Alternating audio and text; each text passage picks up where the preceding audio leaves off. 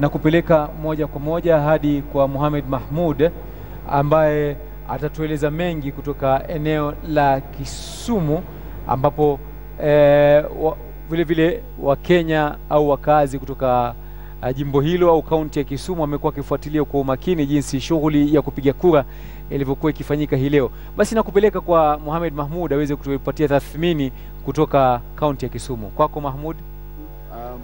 It's rejected because of one reason or the other. The general election. Tuko katika kaunti ya Kisumu ambapo tunakuletea matangazo haya moja kwa moja.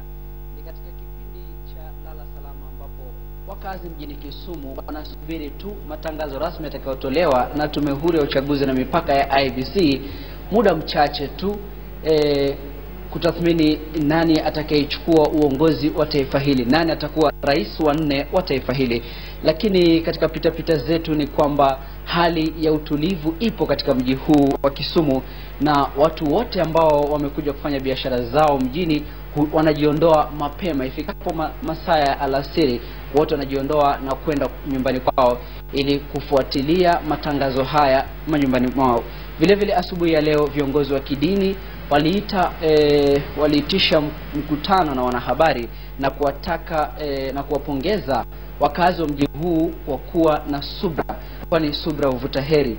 Kwa hivyo waliwapongeza na kuwataka pia waendelee kudumisha amani hadi katika pale IEBC itakapotangaza mshindi wa uchaguzi mkuu huu. Vile vile katika pitapita zetu tulipita katika maeneo mbalimbali ikiwemo ni pamoja na masokoni, katika maeneo ya biashara, na kilichodhihirisha ni kwamba hali bado haijarejea sawia na vile ilivyokuwa hapo awali. Ni kwamba watu wote hawajarejea hapa mjini, kwa hivyo bidhaa bado haziko kwa wingi, na wale ambao wafanyabiashara wachache ambao wako katika mji huu wa Kisumu wameongeza bei ya bidhaa maradufu. Kwa mfano tukiangalia katika soko za samaki hapa ni kwamba samaki aina ya omena ambao wanauzwa katika debi ya kilo 2 hapo kitambo ilikuwa ni shilingi 150 pekee, lakini kwa kuwa sasa wavuvi walikataa kwenda sokoni ndio washiriki zoezi la kupiga kura, pengine kuanzia hiyo siku mpaka leo ni siku 5, lakini imeleta uhaba wa samaki sokoni. Kwa hivyo imetoka samaki hawa aina ya dagaa ambao wanajulikana kama omena, bei yao imeongezeka kuanzia shilingi 150 hadi shilingi 400, na debe la viazi kilo 20 ambayo ilikuwa ikiuzwa hapo awali kwa shilingi 300 imeongezeka maradufu, na kwa hivyo kwa sasa viazi debe ya kilo 20 inauzwa kwa zaidi ya shilingi 700.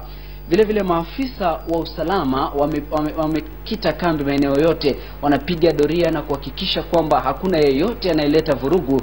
Kwa hivyo kila mahali unakopita katika mitaa, mabanda, katika maeneo ya biashara, maafisa wa polisi bado wanakita kambi na kupiga raundi maeneo haya ili kujua ni kina nani hasa. Lakini kumekuwa na madai kwamba kuna baadhi ya vijana ambao leo asubuhi walitiwa mbaroni.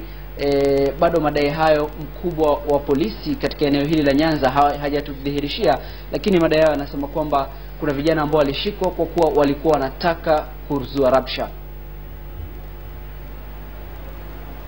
Naam, bila shaka ni Mahmoud huyu akitueleza mengi kutoka kaunti ya Kisumu. Lakini vile vile hapo awali katika kaunti hiyo ya Kisumu ni kwamba alipata fursa ya kuweza kuwahoji baadhi ya watu kutoka kaunti ya Kisumu kuhusiana na matarajio yao, kuhusiana na jinsi shughuli ya uchaguzi inavyofanyika na wanatarajia nini, iwapo bado kuna matumaini ya ushindi, matumaini ya kushindwa, na vile vile kuwa na matumaini ambayo waliweza kuweka bayana, na taarifa hiyo basi inamulika mengi kuhusiana na matumaini hayo. We should stay calm, we should be peaceful, and our life has to continue. So all of us must stay indoor. If you win, please celebrate peacefully. If you lose, please accept defeat, because those are the two results we have during the elections. I want to advocate for real peace and calmness within Kisumu town, and even the areas that are always known to be the hotspots. We go around preaching peace, and peace is what will help us as the Luo community and the residents of Kisumu to rise above board. I would like to tell all Kisumu residents that regardless of the outcome of the election, we should all maintain peace in Kenya. Peace is very essential for our development, so we should all maintain peace and just go on with our business. Whoever wins, we all must be there for our country and support him fully. Naomba wanasiasa wote wa Kenya wadumishe amani na wasiongee matamshi ya kuchochea wananchi tuende ghasia.